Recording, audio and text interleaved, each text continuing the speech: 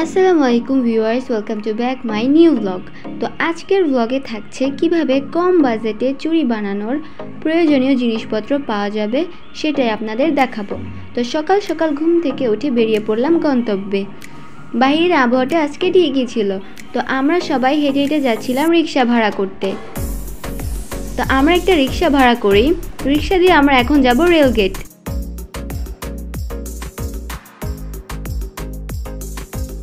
তো রেলগেট নামার পর আমরা ওইখানে কিছুটা সময় অপেক্ষা করি লেগুনা আসার জন্য। তো রেগুলাতে উঠার পর আমরা গুলিস্তান নামি। গুলিস্তানে কিছুক্ষণ হাঁটার পর আবার রিক্সা নেই। আমরা ভেঙে ভেঙে গিয়েছি, আপনারা চাইলে রিজার্ভ গাড়ি ভাড়া করে যেতে পারেন। বাবুবাজার ব্রিজের নিচে আমরা রিক্সা থেকে নামি। অ্যাকচুয়ালি বাবুবাজার আর চকবাজার দুইটা পাশাপাশি, হাতের বাঁ দিকে বাবুবাজার আর ডান দিকে চকবাজার। তো আমরা চকবাজারের গলির দিকে ঢুকি। যাওয়ার পথে আমরা অনেক কিছুই দেখেছি। এখানে এই টাওয়ারটাতে আপনার আর্টিফিশিয়াল ফুল, ঘরের সাজসজ্জার জিনিস পেয়ে যাবেন। তো আমরা যে দোকানটাতে যাচ্ছি ওই দোকানটার লোকেশন হচ্ছে ডালপট্টি মসজিদের পাশে পূর্ব দিকে। তো দোকানের নাম হচ্ছে স্বপ্নের সাজ।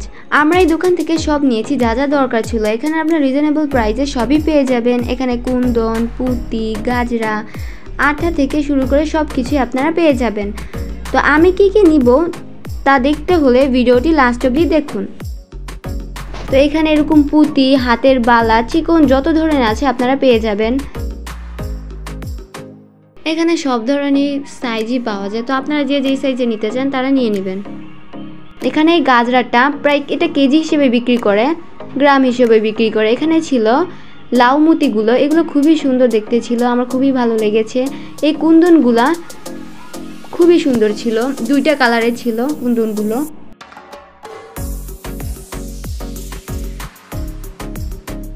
এই ল্যাভেন্ডার কালার কুন্দনগুলো খুব সুন্দর ছিল।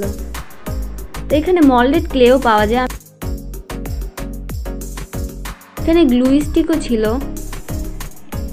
চুরির জন্য। এখানে সুতাগুলোও ছিল, বিভিন্ন রঙের ছিল, আপনার আপনার পছন্দ অনুযায়ী নিয়ে যেতে পারেন। তো আমরা কেনাকাটা শেষ করে বাসায় ব্যাক করি। বাসায় আস্তে আস্তে আমাদের প্রায় 3টা বেজে গিয়েছিল। রাস্তায় জ্যাম থাকার কারণে কিছুটা দেরি হয়েছিল। তবে আপনারা যেদিনই যাবেন হাতে একটু সময় নিয়ে যাবেন। তো আমরা রিক্সা ভাড়া করে বাসার উদ্দেশ্যে রওনা হই। তো এখন আমি দেখাবো আমি কি কি কিনলাম। তো প্রথমে দেখাবো এই বালাটা। এই বালাটা আমি নিয়েছি 90 টাকা করে। বাকি যে বালাগুলো ছিল এগুলো প্রাইস 50 টাকা করে। যে নিয়েছিলাম এই সুতাগুলো, এই সুতাগুলো পার পিস পড়েছিল 20 টাকা করে। এই মোল্ডেড ক্লেগুলো পড়েছিল 45 টাকা করে। আর এই যে কুন্দনটা, এই কুন্দনটা 50 গ্রাম নিয়েছিলাম 100 টাকা করে। দেন এই কুন্দনটা নিয়েছিলাম 50 গ্রাম 70 টাকা করে। আর এটার প্রাইসও ছিল 70 টাকা। এই চেনগুলোর দাম পড়েছিল 2 গজ করে নিয়েছিলাম আমি, মোট 4 গজ। প্রায় একটা ছিল 20 টাকা, আরেকটা ছিল 25 টাকা। এই গাজরাটা আমার থেকে রেখেছিল 190 টাকা। এই লাউ মুতিগুলো নিয়েছিলাম 50 গ্রাম 70 টাকা। এই জাম্প রিংগুলো নিয়েছিলাম 50 গ্রাম 40 টাকা। দেন এই গ্লুটা নিয়েছিলাম, এটা আমার থেকে রেখেছিল 50 টাকা। এখান থেকে আমি 4টা গ্লু স্টিকার নিয়েছি, মাত্র নিয়েছি আমার থেকে 50 টাকা। তো আসার পথে এই ব্যান্ডগুলো আমার থেকে খুবই ভালো লেগেছিল, তাই এটা নিয়ে এসেছি, 120 টাকা রেখেছিল। তো এই সব কিছু কিনতে আমার মোট খরচ হয়েছিল 1270 টাকা। গাড়ি ভাড়া সহ আমাদের টোটাল খরচ হয়েছিল 1500 টাকা। যেহেতু আমরা 4 জন গিয়েছিলাম তাই ভাড়াটাও বেশি লেগেছে। তো কেমন লাগলো আমার আজকের ব্লগ কমেন্ট করতে ভুলবেন না। আল্লাহ হাফেজ।